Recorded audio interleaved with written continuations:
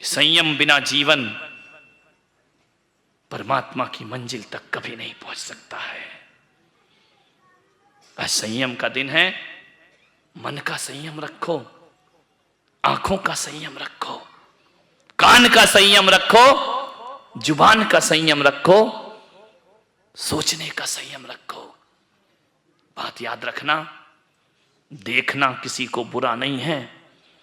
किस अदा से देख रहे हो यह बुरा हुआ करता है, ध्यान रखना। किसी को छूना बुरा नहीं है, किन भावों से छू रहे हो यह बुरा हुआ करता है। और भगवान को क्या चढ़ाना और नहीं चढ़ाना यह बुरा नहीं होता, किन भावों से चढ़ा रहे हो यह अच्छा और बुरा हुआ करता है। किस परमात्मा की पूजा कर रहे हो यह बुरा नहीं होता है, किन भावों से पूजा कर रहे हो इस पर ध्यान देना सीखिए। इसका नाम संयम हुआ करता है। आप सबने सुना, अनुग्रहित हूं। ओम ह्रीं उत्तम संयम धर्मंगाय नमः। ओम ह्रीं उत्तम संयम धर्मंगाय नमः। ओम ह्रीं उत्तम संयम धर्मंगाय नमः। ओम ह्रीं उत्तम संयम धर्मंगाय नमः। ओम ह्रीं उत्तम संयम धर्मंगाय नमः।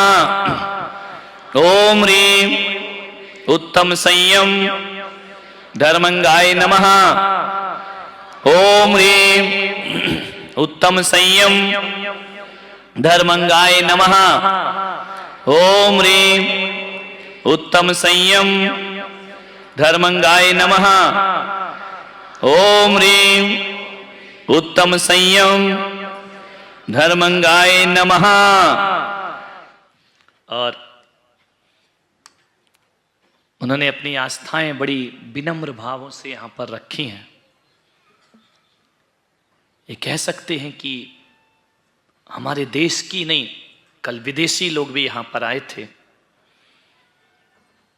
दूर दूर देशों से लोग यहां पर आए और उन्होंने ही नहीं, पूरे विश्व के लोगों ने ईमान रखा है, ये जान रखा और ये सत्य है कि पूरी दुनिया की कोई असली ताकत इस धरती पर है तो जियो और जीने दो सबसे बड़ी ताकत हुआ करती है।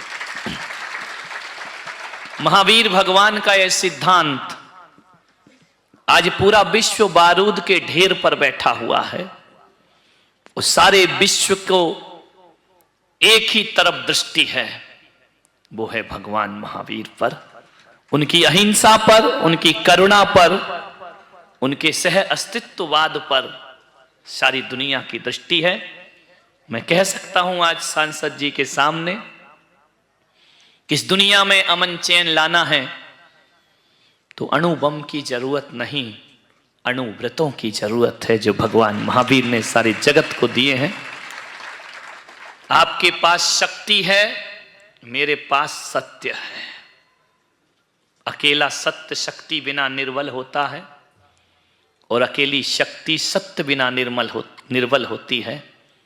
आप आए हैं तो ऐसा लग रहा है सत्य और शक्ति का सम्मिलन हो रहा है। सत्य और शक्ति दोनों जिस दिन जुड़ गई उस दिन हमारा देश फिर से सोने की चिड़िया कहलाएगा। उस दिन ये भारत पूरे विश्व पर हुकूमत करेगा। उस दिन ये देश सारे विश्व का जगत गुरु बनकर खड़ा हो जाएगा। आज हमने एक गौरव खोया है वो इसी वजह से कि सत्य अपनी डगर पकड़ लिया, शक्ति अपनी डगर पकड़ गई। आए दोनों का मिलन करा दें और पूरी दुनिया पे हुकूमत करें। दुनिया पे हुकूमत ही ना करें, हम तो उस देश के लोग हैं जो देशों पे हुकूमत नहीं करते, हम तो दिलों पे हुकूमत करने वाले लोग हुआ करते हैं। मैं उनकी शक्ति को, सत्य का आशीर्वाद प्रदान करता हूं कि वह जीवन की ऊंचाइयों को प्राप्त करें। उनके पास संकल्प नहीं, उनकी यात्रा लक्ष्य विहीन यात्रा है। वो चल तो रहे हैं लेकिन पहुंच कहीं नहीं रहे हैं। वो सब कुछ कर रहे हैं लेकिन उन्हें प्राप्त कुछ नहीं हो रहा है। कहीं ऐसी तो हमारी जिंदगी नहीं कि हम धर्म भी कर रहे हैं, पूजा पाठ भी कर रहे हैं, भगवान का सुमरन भी कर रहे हैं, पहुंचे कहां? जहां आप थे। अभी देखना, आज क्या 3 दिन तो बचे हैं, 3 4, हाँ गिन रहे हो, बहुत बढ़िया। 4 दिन शेष बचे हैं। 4 दिन के बाद ये देखना कि मैं कहां पहुंचा हूं। ऐसा तो नहीं कि 10 दिन पूजा की, पाठ किया, भगवान का भजन किया, सुमरन किया, उपास किया, प्रवचन सुने, लेकिन 10 दिन के बाद जहां बुद्धू राम खड़े थे वहीं खड़े हैं। चले कहां? चले तो बहुत, लेकिन एक वो होता ना कोल्हू का बैल, देखा? समझ आ रही हिंदी?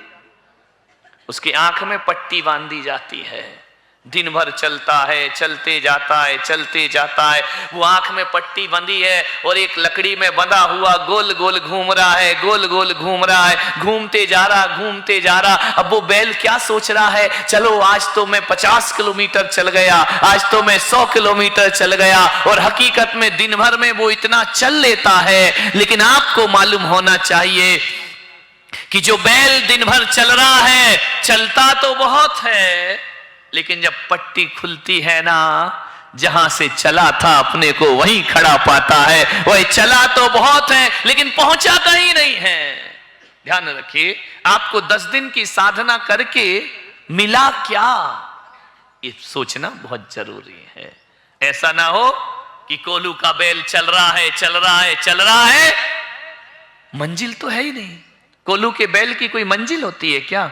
वहीं गोल गोल घूमते रहता है, घूमते रहता है, अंत में अपने को वहीं का वहीं पाता है। इस पर्यूषण में जो संयम आपने पालन किया है, 14 के बाद सारा संयम गणपति के साथ, वो भी पानी में और अपना संयम भी पानी में। ध्यान रखना, कहते ना आखिरी दिन क्षमावाणी का अभिषेक होता है, शांति धारा होती है, जगह जगह क्षमापना होता है।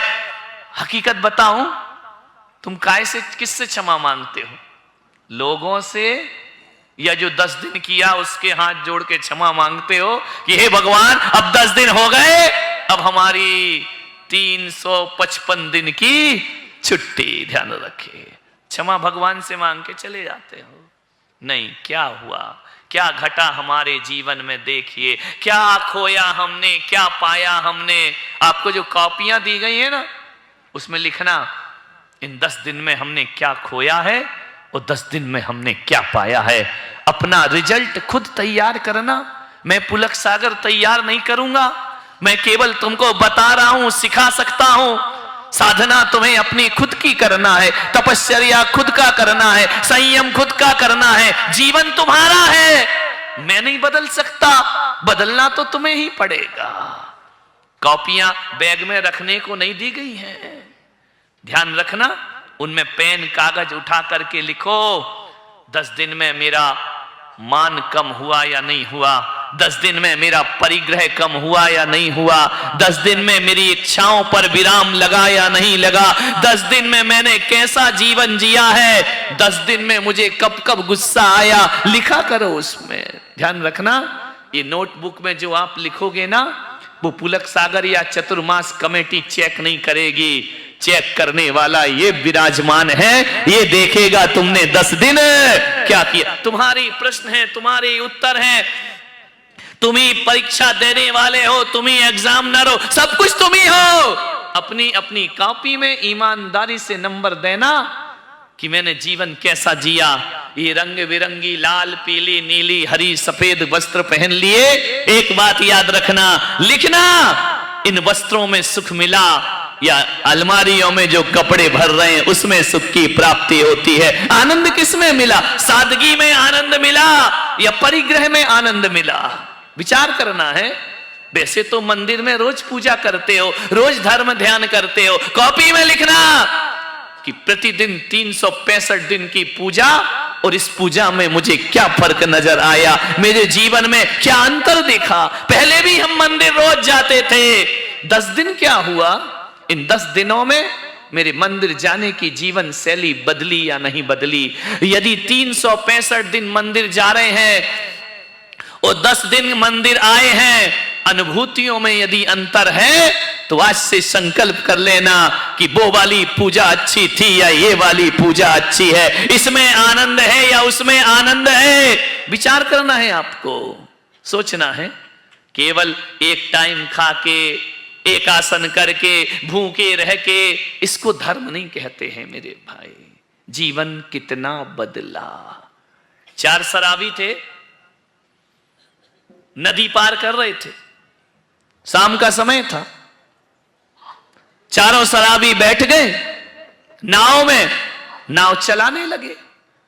रात भर नाव चलाई, पूरी रात नाव चला रहे, बढ़े जा रहे, चप्पू चलाए जा रहे हैं, पतवार चलाए जा रहे हैं। क्या देखा, दिन निकल आया।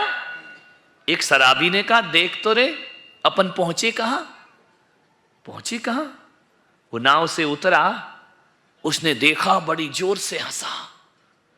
3 शराबियों ने कहा, पागल हंस क्यों रहा है। बोले तुम भी देखो। दूसरा उतरा, उसने देखा, वो भी बड़ी जोर से हंसा। तीसरा उतरा, उसने देखा, वो भी बड़ी जोर से हंसा। चौथा उतरा, उसने देखा, वो भी बड़ी जोर से हंसा। चारों शराबी हंस रहे हैं ताली बजाकर। बोले वाह रे जिंदगी हमारी। बोले क्यों। बोले रात भर तो पतवार चलाई, नाव तो खोलना ही भूल गए। नाव तो उसी घाट में बंधी हुई, लंगर तो छोड़ा ही नहीं है। वो रात भर चलाते रहे, चले बहुत, पहुंचे कहीं नहीं। मान्यवर, कहीं ये जिंदगी हमारी तो नहीं। एक टाइम भी खा लिया, उपवास भी कर लिए, प्रवचन भी सुन लिया, प्रतिक्रमण भी कर लिया, सामायिक भी कर ली, लेकिन नाव तो कौन बोला वहीं बंधी है, वहीं बंधी रहेगी। उत्तम संयम पालो ज्ञाता, नर भव सफल करो ले साता। ध्यान रखिए, ऐसे नर भव सफल हो जाएगा। जिंदगी लगाना पड़ती है। ये देखना है 10 दिनों में परिग्रह से नाव बंधी है या छूटी है। ये देखना है 10 दिनों में हमारी स्वभाव की नाव बंधी है या छूटी है, परिवर्तित हुई है। पापों से नाव वैसी की वैसी बंधी है या छूट गई है। देखना है, अपने आप का आकलन करना है, मेरे जीवन में कितना परिवर्तन आया इस बार के इस पर्युषण पर्व में। ध्यान रखिए, मनोरंजन के लिए नहीं है कि ताली बजाई, नाचे गाए और चले गए, कुछ नहीं मिलेगा। ध्यान रखना, जीवन को बदलने का प्रयास करिए। संयम का दिन है, नियम से बंधना है, जीवन को संयमित बनाना है। नियम से बंधने में बड़ा कष्ट होता है। लगता है कि महाराज हम चाहते तो मुक्ति है और आप भी बांध रहे हो, रात में मत खाओ, आलू नहीं खाओ, प्याज नहीं खाओ, बाजार का नहीं खाओ, दिन में रात में पानी मत पियो। आप बंधन में क्यों बांधते हैं।